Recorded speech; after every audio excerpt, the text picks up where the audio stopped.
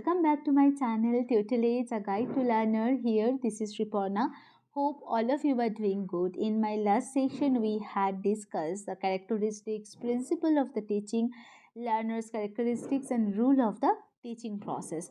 So, but now we are going to explain some new concept under the same chapter. So that is the teaching aptitude, and that's why it is named as teaching aptitude part 4. So if you have missed my previous session, so please go and check my description box and my first comment where the previous session link is already shared. Okay, so let's start the session and move on the next. So, we have discussed Bloom's taxonomy in a very short note, and we all know that Bloom's taxonomy is one of the most important topic in education. So, today we are going to explain the every domain of Bloom's taxonomy, and we already told that there are three domains. The first one is the cognitive domain, which focuses on the knowledge. Second one is the affective domain, which focuses on the attitude, and third one is the psychomotor domain, which focuses on the skills of the individuals. So firstly, we are going to explain the cognitive domain. So what do you mean by a cognitive domain? So, cognitive domain basically includes the knowledge and the development of the intellectual skills. So, knowledge and intellectual skills. Okay. So, it includes the recall or the recognition of the facts, procedural patterns, and the concepts that serve in the development of the intellectual abilities and skills. So, we can see there are 6 categories, and we are starting from the simplest behavior to the complex behavior. And the first category that is the knowledge. Okay, so students just recall the previous information, and that is known as the knowledge categories. And now going to the second one, that is the comprehension. In this category, students understand the actual meaning of the information. And now going to the third one, that is the application. So students are using a concept in a new situation. So in this category, students are using their previous concepts in a new situation. Okay, and now going to the fourth one, that is the analysis. So students can separate material into the different components also. And now going to the fifth one, that is the synthesis. So students build a structure from diverse elements. So what is the basic differences between analysis and synthesis? So this is the whole topic. And in the analysis category, so student can separate the whole material into different components. Clear? And now going to the synthesis, students build a structure, build a whole part from the different elements or components. Clear? That is the basic differences between the synthesis and the analysis. And now going to the last one, this is the evaluation. So student can make just judgment about the values of ideas or the material.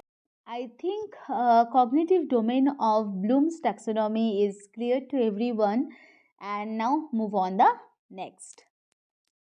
So this is the affective domains slide. So at first we have to know what do you mean by a affective domain. So affective domain includes the feeling, attitude, enthusiasm, values, appreciation, etc. So there are 5 categories. The first one is receiving, responding, valuing, organization, and last one is the characterization. and we are starting from the simplest behavior to the most complex behavior. Okay, so the first category, that is the receiving. So student has to aware the particular thing he or she is willingness to hear. For example, listen to others with respect. Okay, so now going to the responding category. So in this category, student attends and reacts to a particular thing, and he or she is uh, reacting or responding for the particular for the particular concept or the particular thing or material. For example, participants in the class discussion. This is the perfect example of the responding categories, and all things is under the responding categories. And now going to the third one, that is the valuing.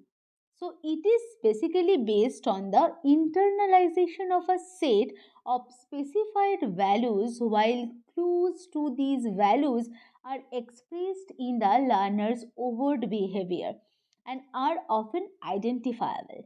Value attaches to particular thing also. For example, demonstrate. Student demonstrate their belief in a democratic process. Student shows their his or her ability to solve a particular problem. This is the perfect example of the valuing categories. And now going to the fourth category, that is the organization. So student organizes values into priorities by constraining uh, different types of value, resolving conflicts, uh, creates a new thing, creates a new concept. It emphasizes on the compare, relation, synthesize the values. For example, we can say he or she recognizes the need for balance between the freedom and responsible behavior. He or she creates a life plan in harmony with abilities, interests, and beliefs. I think this is clear. So now going to the most complex behavior in this domain, that is the characterization. So student has a value system that controls their behavior, and their behavior is consistent, predictable, and that's why which is the most important characteristics of the student also. For example, student shows a self-reliance when working independently. He or she revises judgment and changes in the light of the new evidence. So for all are the examples of the characterization category, and I think the effective domain is clear to everyone. So if you have any query, please feel free to contact on my chat session. Okay, so chat or comment section. Okay, so now move on the next, and where we can see the psychomotor domain, and which is last domain of Bloom's taxonomy. So psychomotor domain includes the physical movement, coordination, and the use of the motor skills areas. Clear? So which focuses on the skills of the learner. There are five categories according to Debs: imitation, precision, manipulation, articulation, and the naturalization. So at first we have to discuss the imitation categories. Okay. So in this category, student can observe behavior after someone else. For example, copying a work of art. Okay. So now going to the second, that is a precision. Okay. Uh, okay. Precision. Um, the second category basically is the manipulation. Okay. And after that, the third category, that is the precision. So just change the position of these two category. Okay, so at first we have to discuss the second stage, second category, that is the manipulation. Okay, so student is being able to perform certain actions by following instruction and the practicing. Okay. For example, creating work on one's own after taking lessons. I think this is clear. So now going to the third category, that is the precision. So precision means refining. So it is becoming more exact. For example, working on and reworking something, so it will be just right. Third category, that is the articulation. So they are coordinating a series of action, achieving harmony and the internal consistency. For example, providing he or she is producing, sorry, a video that involves music, color, sound, etc. So that means they are coordinating a series of action. Okay. So now going to the last category, that is the naturalization, and which is one of the which is most important or complex category in this domain. So naturalization means students are having a high level of performance become natural without needing to think much about it. For example, Ronaldo or Messi playing football. I think this is clear to everyone. And now move on the next.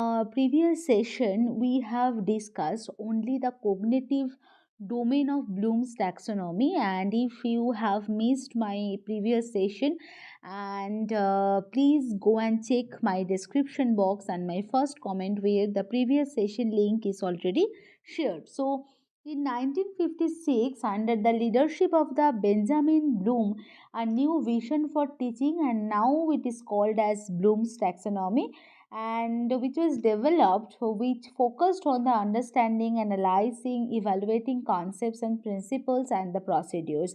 And we can see under the cognitive domain there are six categories. The first one is knowledge, second one is comprehension, third one is application, fourth, fifth, sixth one is analysis, synthesis and evaluation respectively. And today we have already discussed the cognitive domain portion of the Bloom's taxonomy elaborately. So now move on the next slide.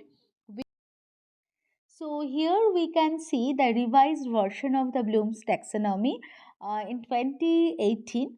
Okay, and we can see there are two changes. The first one is changing the names in the sixth category from the noun to verb forms. That means in the previous version of Bloom's taxonomy, the first category is the knowledge, and revised version of Bloom's taxonomy, so first category is the remember.